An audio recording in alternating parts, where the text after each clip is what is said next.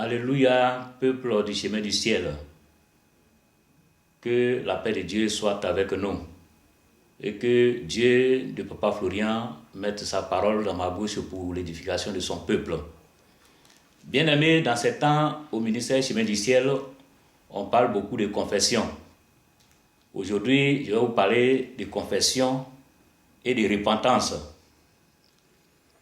Parce qu'il faut que ces deux choses-là soient ensemble pour que Dieu, dans sa grande bonté, dans sa miséricorde, puisse agir.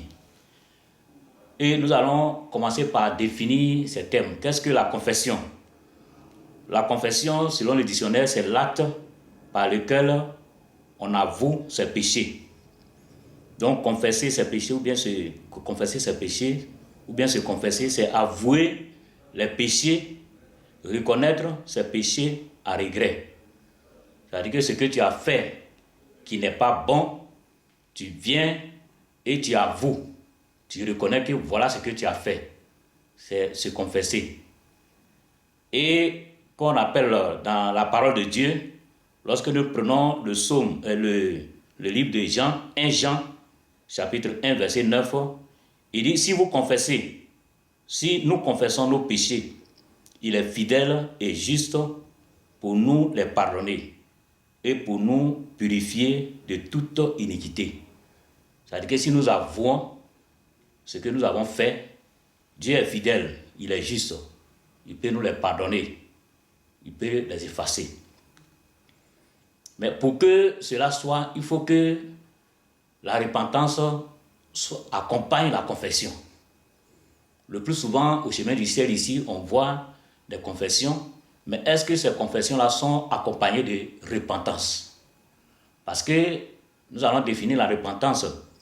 La repentance est le regret douloureux de ses erreurs, de ses péchés.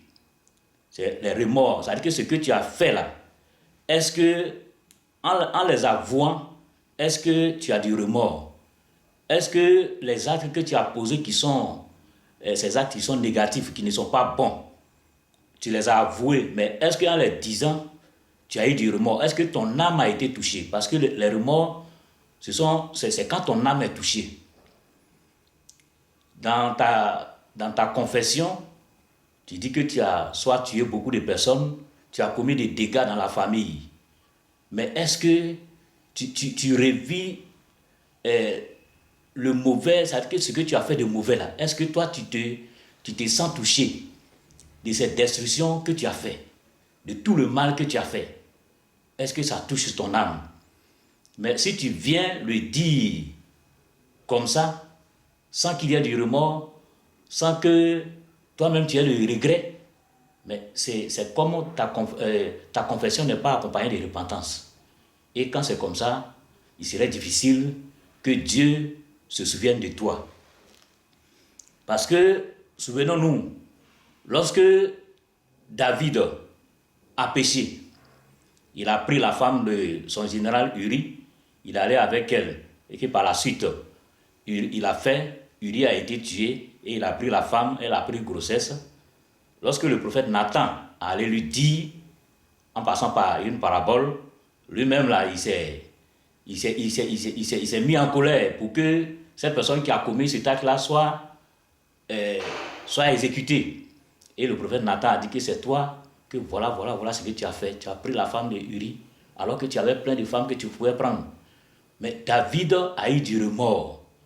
Il s'est même affaissé, il est tombé parce que ce péché-là, il a vu que vraiment c'est quelque chose de grave devant Dieu qu'il venait de commettre.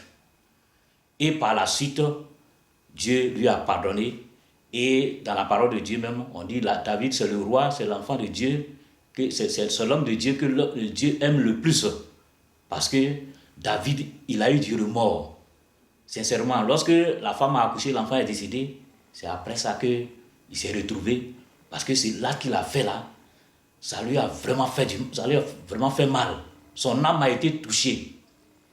Donc, lorsque nous faisons nos confessions et que tout ce que nous avons fait comme dégâts, ça ne vient pas dans notre esprit, ça ne touche pas notre âme. C'est-à-dire que toutes ces personnes qu'on a fait tuer, toutes ces personnes qu'on a appauvries, qu'on a fait souffrir, ces choses-là ne disent rien à notre âme, alors c'est une confession qui ne peut pas aller jusqu'à son bout, c'est-à-dire jusqu'à ce que Dieu te pardonne. Parce que Dieu, dans sa parole, il est fidèle, il peut nous pardonner, mais à condition que toutes ces choses-là nous touchent réellement, touchent notre âme. Dieu voit que vraiment notre âme est touchée. Et quand notre âme est touchée, le regret, le remords, la douleur ressentie par l'âme nous met en relation avec Dieu qui à son tour déclenche le pardon. Lorsque toutes ces choses que nous avons commis de mauvais, que ça nous touche réellement, Dieu voit que notre âme souffre parce que nous avons commis ces actes-là. Alors, en ce moment-là, Dieu peut déclencher le pardon, il peut effacer tous nos péchés et tout ce que nous avons commis, ça peut être effacé. Vous voyez, il y a les confessions, celle qui a fait tomber un camion, un car, pour pouvoir éliminer son papa. Parce qu'elle voulait tuer son papa. Vous voyez sa confession, quand elle dit, on sent que bon, elle n'a pas de remords, elle le dit comme ça. Donc, par la suite, qu'est-ce qui s'est passé? L'ange l'a exécuté parce qu'elle n'a pas voulu laisser ce qu'elle faisait. Vous voyez, quand on se confesse et qu'il n'y a pas ces remords-là, et qu'on demeure dans notre voie, on ne veut pas laisser, alors Dieu ne peut pas nous pardonner, et par la suite, il peut arriver ce qui va arriver. Il y a des gens qui viennent se confesser parce qu'ils ont été menacés par l'ange. Vous voyez, l'ange les a menacés, si tu ne vas pas dire, voilà ce que tu vas connaître la mort. Donc par peur, ils viennent, ils disent. Il y a d'autres même qui livrent les secrets, même tout ce qu'ils faisaient dans leur camp, lorsqu'ils étaient dans la sorcellerie. Mais toutes ces choses-là, c'est bien beau. Mais il faut que ton âme ait du remords. C'est-à-dire qu'il faut que tu revives les actes que tu as causés. Il faut que ton esprit soit touché. Voilà ce que j'ai fait, tout ce que j'ai fait là. Vraiment, ce sont les esprits qui m'ont mis dans ça. Mais moi, je vais quitter et ton âme vraiment soupire auprès de Dieu. Comme la parole de Dieu le dit, mon âme soupire auprès de Dieu comme une biche qui soupire auprès d'un courant d'eau. Quand Dieu va ressentir ça en toi, il sent que ton âme a été touchée, alors ta confession est suivie de repentance. Alors c'est en ce moment-là que Dieu va déclencher le pardon, il va effacer tous tes péchés. Parce que nous-mêmes là, on ne peut pas effacer nos péchés. Tout ce qu'on a fait de mauvais là, on ne peut pas effacer. Mais Dieu veut que tu reconnaisses que ce que tu as fait là, c'est mauvais. Il faut revivre tous les actes que tu as commis de mauvais. Et c'est en cela que Dieu va déclencher le pardon.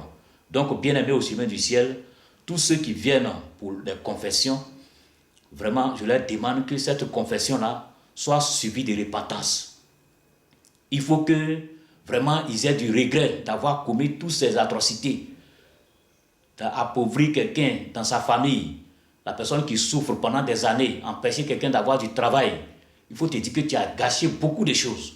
Il faut que tu aies du remords, du regret pour tout ce que tu as fait là. Et c'est en ce moment-là que Dieu va te pardonner et il va effacer tout cela pour que tu puisses rentrer dans sa destinée, pour que tu puisses rentrer dans la grâce de Dieu. Alors, bien-aimés, que la paix de Dieu soit avec nous, qu'à travers ce message-là, les confessions qui se passent au chemin du ciel, tous ceux qui sont venus et qui ont fait des confessions et qui n'ont pas eu de regrets, n'ont pas eu de remords, vraiment que cela leur soit comme une parole pour que cela soit, pour que Dieu puisse les libérer, Dieu puisse les décharger pour que leurs péchés soient pardonnés. Que la paix de Dieu soit avec nous, au nom de notre Seigneur Jésus-Christ. Amen.